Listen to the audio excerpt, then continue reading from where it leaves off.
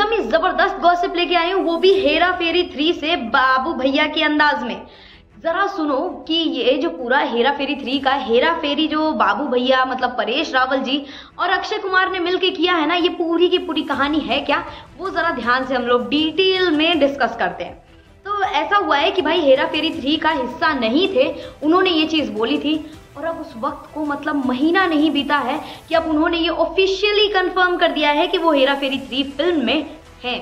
और भाई पुरानी ओजी ट्रियो जो है वो अक्षय कुमार, सुनील शेट्टी और परेश रावल वो वापस आ रही है एक साथ स्क्रीन पर धूम मचाने के लिए। यहाँ तक की चीजें एकदम बराबर है, लोगों को ये पसंद भी आ रहा है, लेकिन लोगों का सबसे बड़ा सवाल ये है कि अगर आना ही था तो पहले ना ना ना ना क्यों। भाई सोचो जरा, पहले तो सब जगह हेडलाइंस ये छाप दी थी कि भाई परेश रावल ने फिल्म को छोड़ दिया है, वो ऐसा बोल रहे हैं कि उनका प्रियदर्शन से झगड़ा हो गया है या फिर क्रिएटिव डिफरेंस हो गया है, जो भी उनका एक कहना था। लेकिन भाई परेश रावल ने 18 मई को एक्स पे खुद ही पोस्ट डाल के बोला, मैं क्लियर करना चाहता हूं कि फिल्म मेरा छोड़ने का जो डिसीजन है वो क्रिएटिव डिफरेंसेस की वजह से बिल्कुल भी नहीं है। मुझे प्रियदर्शन सर के लिए बहुत ज्यादा रिस्पेक्ट है, वो जो भी जैसा भी काम करते हैं तो वो सही करते हैं। आपने एक तरफ क्रिएटिव डिफरेंस का जो ये नारा पीटा था, उसके बाद जो आपने ये चीजें कही है, ये सीधा सीधा ये दिखाता है कि भाई पेमेंट को लेके कुछ ना कुछ तो 3-5 हुआ है आप दोनों के बीच में। और इतनी बड़ी मूवी को जो आप छोड़ रहे थे तो अक्षय कुमार ने जो आपको सू किया वो कहीं ना कहीं एकदम ही सही डिसीजन था उनका। और फिर क्या, 2 दिन के बाद अक्षय कुमार ने अपने प्रोडक्शन हाउस पे परेश रावल जी को 25 करोड़ का लीगल नोटिस भेज दिया। ये बोला कि भाई तुमने शूट सैबोटेज किया है, हमें काफी ज्यादा नुकसान हुआ, जो कि होता भी है। भाई फिल्म बनाना कोई ऐसे बच्चों का खेल नहीं है कि गए उठे आज फिल्म बनाना है, यू कैन डू दैट। साथ ही में ये भी उन्होंने बोला कि भाई परेश भाई को 11 लाख रुपए एडवांस के दे दिए गए हैं, उन्होंने कुछ प्रोमोज भी शूट कर लिए हैं। अगर उसके बाद ये चीजें हो रही थी तो भाई अक्षय कुमार जी का कहना कहीं से भी गलत बिल्कुल भी नहीं था। अब यहाँ पे थोड़ी थोड़ी चीजें तुम्हें भी क्लियर हो रही होंगी कि बात अगर सिर्फ पैसों की है या फिर पैसों की बात भी अगर यार एक टाइम पे माना जा सकता है कि हो सकती थी, लेकिन यहाँ पे ऐसा क्यों लग रहा है कि फिल्म को पहले ही थोड़ा ज्यादा प्रमोट करने के लिए एक कंट्रोवर्सी खुद में ही चालू कर दी गई। लेकिन भाई देखो, परेश रावल ने भी सीधा सीधा जवाब दे दिया था।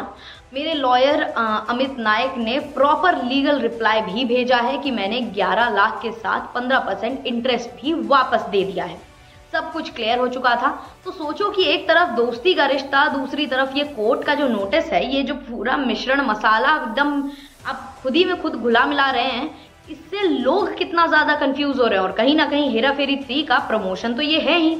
और तभी आया हाउसफुल 5 का ट्रेलर लॉन्च, जहां एक रिपोर्टर ने अक्षय कुमार से सीधा एक सवाल किया कि भाई परेश रावल को फूलिश कह रहे हैं, क्या ये सही है। उस पर अक्षय का जवाब सच में दिल जीत गया।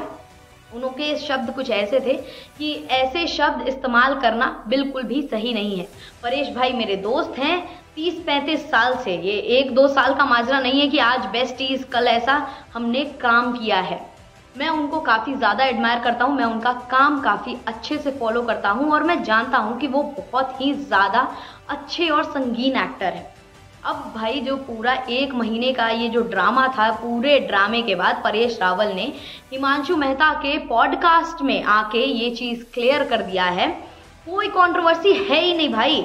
जब ऑडियंस किसी चीज़ से इतना ज़्यादा प्यार करती है तो हमें इस चीज़ पे पूरा मेहनत कर देना चाहिए, क्योंकि यहाँ पे सिंपल सा चीज़ ये हो रहा है ना कि उन्होंने अभी ये कहा है कि भाई देखो ऑडियंस मुझे इतना ज़्यादा उस चीज़ में चाहती है ना, तो सेटल करना पड़ गया।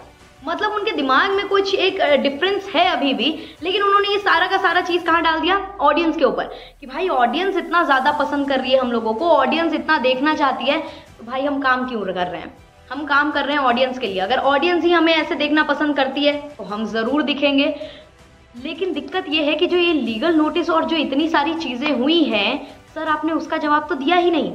अक्षय से जो आपका इतना अच्छा खासा जो ये फाइट सीन चल रहा था कि लीगल नोटिस तक का नतीजा आ गया, आपको पैसे विथ इंटरेस्ट आपको वापस करने पड़े, जो आपके पेमेंट का जो इतना बड़ा इशू बन गया, तो इन चीज़ों के बारे में आप क्या कहना चाहेंगे?